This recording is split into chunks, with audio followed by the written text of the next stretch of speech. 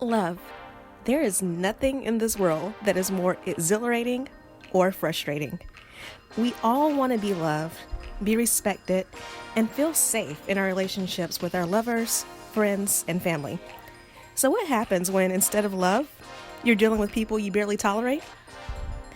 Hey, I'm Keisha Rice, wife, dating coach, caffeine addict, and giver of really blunt advice.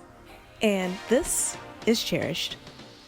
I wanted to talk to you about what it means to date with intention. You know, I'll just say it. Disney hosts most millennial women and a lot of Gen Z women as well, even Gen X. What I mean by that is we grew up with this idea that love and relationships and marriage were just supposed to happen. You see all these Disney princesses who are walking around living their best lives, and then all of a sudden, Prince Charming comes along and, he does something that makes their life better. And then the prince and the princess fall in love and they get married and they live happily ever after. And she never really had to do all that much work to get the prince. Here's the thing in 2022, no one's coming to save you. I know that sounds negative, but to me, it's actually empowering. I like the idea of being in control of my destiny because I'm always willing to bet on me. But also, relationships, good relationships, they take work. Just like anything else that's worth having takes work. You know, people go to college so that they can get into great careers. When they start their own businesses, they put in effort. They do all of this work to, you know, get a business coach or watch all these YouTube videos or read all these books on starting a business. When people want to get in shape, they put in the work, they change their diet, they go to the gym. Why would love and dating and relationships be any different? We have no problem setting these goals for how we want our bodies to look. We have no problems with setting these goals for how much money we want to make and how we intend to make that money. But all of a sudden, if you mention that I have a goal to be married and to be happily married at that, people want to tell you straight BS. They want to be like, "Oh, just wait on God, sis. Just wait, and the right man will come along. Just, do you, and he'll find you. You know that Bible verse, he that findeth a wife findeth a good thing." And to some extent, yeah. Um, I don't ever want to see a woman who's so desperate for a man that she becomes a pick me, that she's out here chasing whatever she can get. And yes, it's true that when a man finds a wife, he finds a good thing. There are all sorts of studies that support that when men get married, their incomes tend to go up. They tend to be more likely to get promoted at their jobs. Um, they have the type of nurturing and support that only someone in their feminine energy can provide. There are so many benefits to men for when they get married. So, yeah, to some extent, that's true.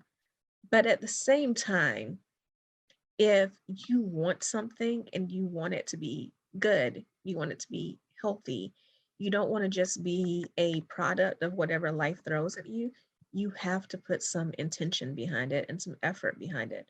So, with that in mind, let's talk about 5 ways that you can date with intention and what that actually looks like. So, the first thing that you want to do is get clear on what dating actually is. At the end of the day, dating is data collection. This is why I wholeheartedly support dating more than one man at a time.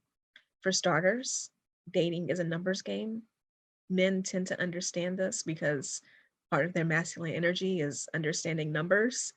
And it's not uncommon for a man to date more than one woman at a time. So why shouldn't women do it as well? Um, Also, dating does not mean sleeping with, does not mean banging, whatever euphemism you want to insert for sex. It is not that. Again, dating is data collection. The purpose of a first date is to get enough information to know whether or not you want a second date with this person. The purpose of a second date is to get enough information to know if you want another date, and so on and so forth until you realize whether or not you want to commit to this person and be in a serious relationship. And even then, you continue to get to know the person so that you can realize whether or not you want to turn that commitment into marriage. Um, After that, even once you're married, you still need to date your spouse because you're growing as a person, your husband is growing as a person, and you will continue to learn new things about each other. It's one of the reasons why a lot of marriages nowadays don't last is because people won't take the time to continue getting to know their partner. They just want the person that they married to be the exact same person they were 20 years ago, and it's not realistic. It also shows no faith and no effort, this unwillingness to get to know someone. So when you are dating, if you're dating with intention, you need to be clear on what the objective is. Your objective with whoever you date is to learn enough about this person to see if you and him are truly compatible. Not if you have the same interest, not you like the same TV shows or the same types of food.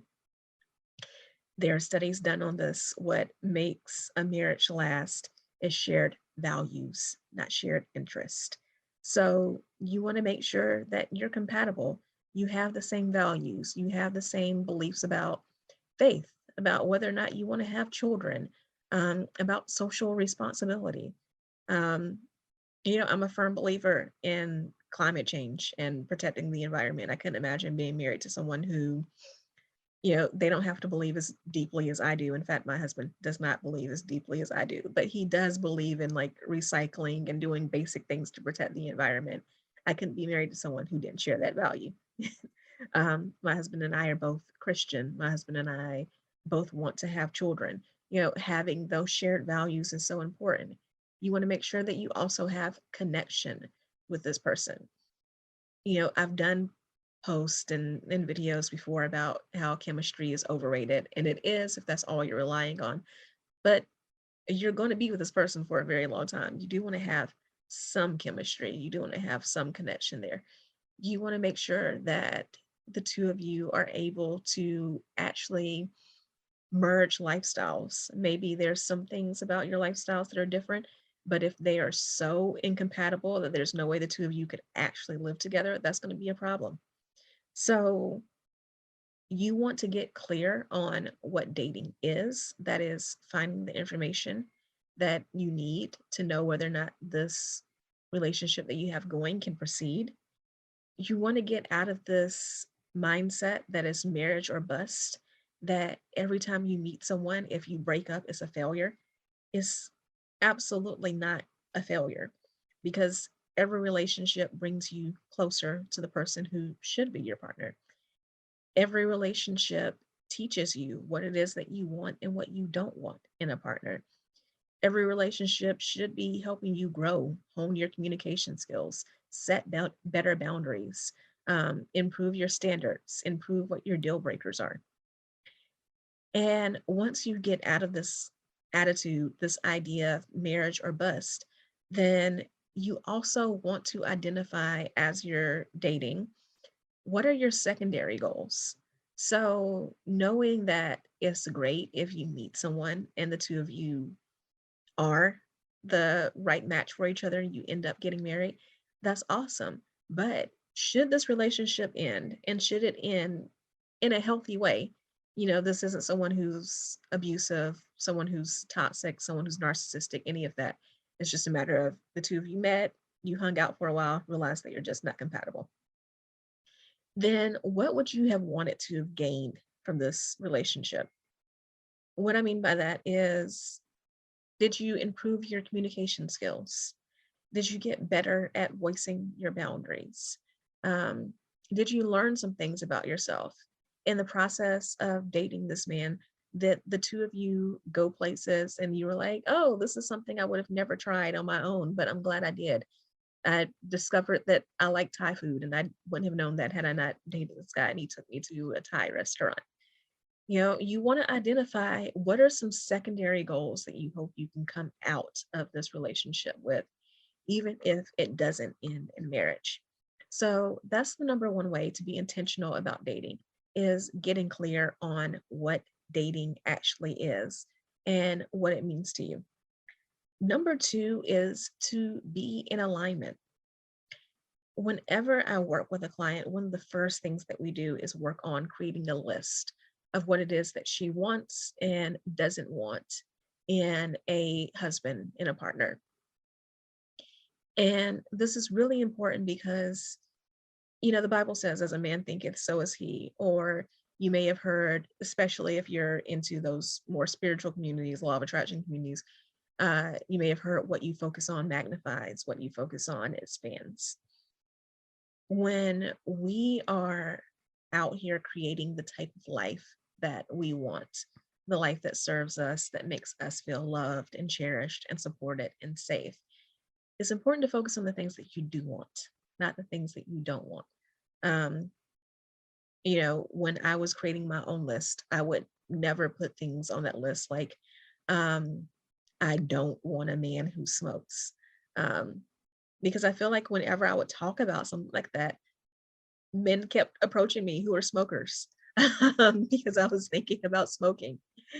So instead, I focused on, I want a man who is committed to a healthy lifestyle. Um, I want a man who treats his body well. That encompasses not smoking. But also, when you are creating this list of what it is that you want in a man, it's important that you are in alignment with it. So when you talk about the things that you want, are you those things yourself? If you want a man who is patient, are you patient?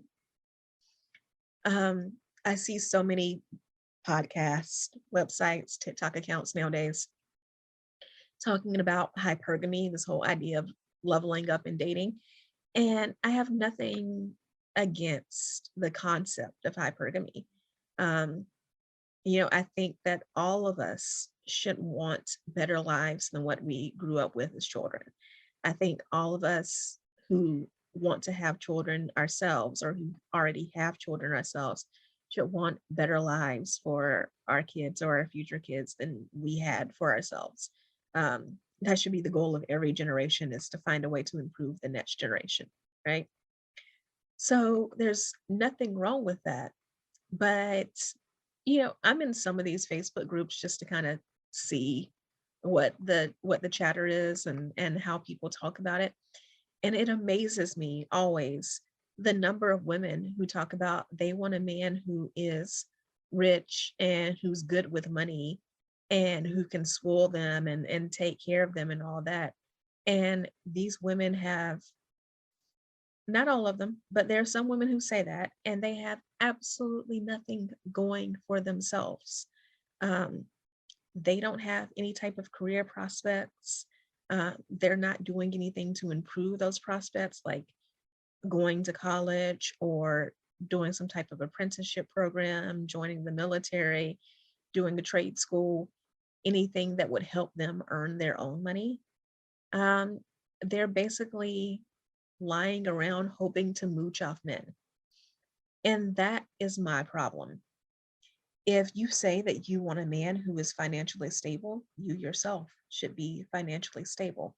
That doesn't mean you have to make as much money as him, but you should know how to manage the money that you have and not be desperate for someone to always provide for you. Even if you do meet someone who takes care of you, I have said it before, I'll say it again. God bless the girl who has her own. It is so important that you are in a position to be able to take care of yourself, because you never know when you might need to. But also, a man who manages his money well is not going to want to marry a woman who blows it because he works hard for his money. So he's not going to want somebody who's going to come in and shred every bit of legacy that he's trying to build. Beyond money, if you want a man who's emotionally intelligent, are you yourself emotionally intelligent? Have you worked with a therapist or a coach before? Do you have mentors in your life? If you say that you want a man who is fun, what are you doing? If you go on a date with this man who is fun loving and loves to have a good time and has great stories to tell, and he asks you about yourself, are you going to have anything to say in response? Or is your response going to be like, I don't know, let's sit around and watch TV all the time? Because he's not going to be interested in that. And then you wonder why you have a hard time calling that in. So, again, you want to be clear on what dating is, and you want to be in alignment with the men that you're trying to date. The third thing that you need to do if you're dating with intention is you need to do in alignment. So, not just be in alignment, but do in alignment. What I mean by that is if you say that you are serious about finding a husband, about getting married, about having that committed relationship, you actually have to leave your house. It's not just enough to say, I want to be in a happy and healthy relationship. Back to Disney, Prince Charming is not going to break into your house. He's not going to break into your house, sweep you off your feet, and take you to some castle where you live happily ever after. And honestly, it's 2022, and I, for one, am a Southern girl. I'm from the Southern US. So if Prince Charming did break into your house, there might be a chance that, well, there's a good chance that you would call 911. There might be a chance that you would shoot him, because I know plenty of Southern girls carry. So that being the case, if you say that you are serious about having a healthy relationship, you need to be taking actions towards having healthy relationships. If you grew up in an environment where you were not surrounded by healthy relationships, if there are a lot of generational curses in that area, you come from a family with a lot of domestic violence or divorced or single mothers, deadbeat fathers, that types of thing. You need to be doing the work on healing from that. You need to be doing the work on healing yourself. That might mean therapy. That might mean finding a coach. That might mean listening to podcasts like this one, reading books. But whatever work you need to do to heal yourself, you need to do that. You need to change your mindset and your environment. Surround yourself with people who are in healthy relationships. If you can't surround yourself in real life, surround yourself online. Listen to podcasts again with women who are in healthy, happy marriages. Follow those women on social media. Um, Watch YouTube videos that that feature women who are in happy relationships. Make those your online best friends in your head and get used to thinking about that as a normal thing. Normalize healthy relationships. If you say that you are serious about being in a happy and healthy relationship, again, you need to get out of your house. You need to date online. You need to go places in real life where you can meet men who are in alignment with your values. Faith is really important to you, then are you spending time at your church, at your mosque, at your synagogue, whatever your faith may be? You know, the pandemic is loosening at the time of this recording. I'm recording it in March of 2022. So at this moment, cases are going down, more things are opening up. You really don't have the excuse not to get out there and meet people. And even if you are still concerned about your health, because I get it as someone who has a chronic health condition myself, um, I don't go out a whole lot even now. That's what online dating is for. You have no excuse not to somehow expand your prospects. So, again, if you are dating with intention, you need to get clear on what dating is. You need to be in alignment. You need to do in alignment. And number four is taking the time to debrief.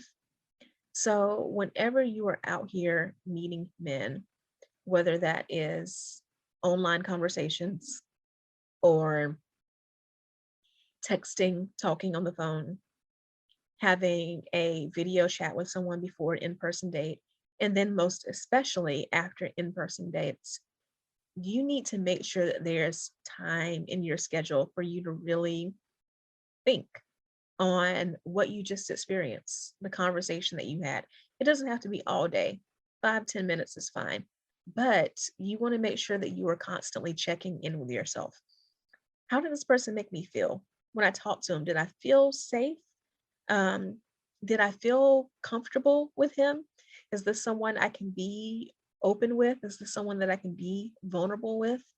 Um, did I see any red flags? Was there something that he said that caught me off guard?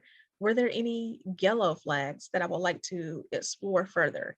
Um, we went to a restaurant. He wasn't as nice to the servers as I thought he could be. I don't know about you, but I find that to be a major red flag when someone doesn't treat servers well. But maybe it was a yellow flag. Maybe he wasn't outright rude. He was just a little hurried. Um, in which case that maybe you want to go to another restaurant and see if maybe it was just he's in a bad mood that day, if his treatment improves. But you want to be able to take that time because what will happen is if you don't really set aside that time, you will overlook certain things. You will only see the best things about this person, and you will get to a place where because you keep overlooking red flags, those small red flags will eventually become giant red glaring red flags if you don't allow yourself to really see them from the beginning. And by the time they become giant, red, and glaring, you're often already in a relationship, which means you're just setting yourself up for more heartbreak than you needed to go through. Whereas if you had followed these signs at the beginning, you wouldn't have had to deal with that. And that brings me to my last point. So, again, we're talking about 5 ways to date with intention. Number one was get clear on what dating is. Number two was to be in alignment. Number three was to do in alignment. Number four was to debrief after your encounters with this man. And number five is don't be afraid to cut your losses. I see this with my clients all the time. They will come to me and they will say, "Hey Keisha, I just went on this date and he's really great. He's cool, he's nice and all, but he did." And then they will say something that is a giant red flag. They will say something that is glaringly not what they wanted. When they came to me and we worked on that list of what they wanted in a relationship, they will list some qual they will list some quality about this man that is most definitely not what they wanted. And they'll say, "Well, I know I said I wanted this and that he's the complete opposite of what I said I wanted. Or I know I said that I wouldn't put up with a man who does this, and he most definitely does this. But, he's nice otherwise. Should I give him another chance?" And, I firmly believe that people deserve second chances. But as I said on a previous episode, there's a difference when you set a boundary and a person doesn't follow it the first time. They misunderstood you, they misheard you, maybe they didn't hear you at all. The second time, okay, that's a mistake. But the third time is a pattern. This person does not care. This person is going to do what they want to do, whether it violates your boundaries or not. And they don't care how you feel. In fact, because you were willing to ignore it the first time and the second time, and now you're hitting a third time, they feel like it must not be that important to you, that this is something that you're willing to settle for and something that you're willing to overlook. It is hard out in these dating streets. I'm not going to deny that. At the same time, don't ever allow yourself to get to a point where you want so badly to get out of the dating streets, that you want so badly to be in a relationship and to be settled down that you settle. The faster you cut your losses, the faster you make space for God to send the right man into your life. The faster you cut your losses, the more you start showing people how you truly expect to be treated. And people will treat you better. The ones who don't treat you better, that's the sign to like let them out of your life. But the people in your life who stay, they will see that you are serious about being treated well. They will see that you are serious about taking care of yourself. Also, they will eventually appreciate that you are that way, because as you take care of yourself, as you set boundaries, as you allow yourself to be loved the way that you need to be loved, you are a much better woman, a much better person for all the other people in your life. I have never let go of something that God told me to let go of and then been off worse for it. There have definitely been times that I've let go of things, I've let go of situations, I've let go of jobs. And yes, I've let go of men. And it was rough. It sucked. It sucked so hard. And there are definitely people, both men and friends, that I cried over and that it was really hard to let go of. But being on the other side of those situations, I know 100% that I made the right decision. And those are decisions, I've made mistakes, but those weren't. Those are decisions that I would never trade for the entire world. If I could go back in time, when I think about some of the people who I had to let go of in my life, the only thing I wish I would have done is I wish I would have done it sooner. So being willing to cut your losses and having that confidence that better is ahead is one of the best things that you can do for yourself. Again, these are the 5 ways that you date with intention. You get clear on what dating is and what your goals are for dating. You make the decision to be in alignment with what it is that you say that you want in a relationship. You do things that are in alignment with obtaining that healthy relationship. You debrief and take the time to really discern red flags and yellow flags, even green flags as well in a relationship. You want to keep the green flags in mind as well too, because even the person who's most compatible with you will annoy you sometimes, or you'll get a little irked because of things that make the two of you different. Keeping those green flags in mind puts in perspective what's really important and why you are committed to that relationship. And number 5, you want to be willing, able, and committed to cutting your losses. I hope that you have found this helpful, and actually tell me how you found this helpful. I'm on Instagram at Keisha Rice, KESHIARICE. Find me there, screenshot this episode, and tell me what it was that you enjoyed the most. What was your biggest takeaway? I will talk to you soon. Love you so much. Hey there. So you made it all the way to the end of the episode, which means I have 2 things to say. 1, thank you so much. I truly appreciate it. And 2, you like me. You really like me. So I would appreciate it if you would show that like by subscribing to this podcast so that more people can hear about it and enjoy it as much as you do. And if you want to know more about any of the links that I mentioned on this episode or any guests that I've had, be sure to go to KeishaRice.com/links. That's KESHIARICE.com/links. I can't wait to talk to you again in the next episode. So see you then.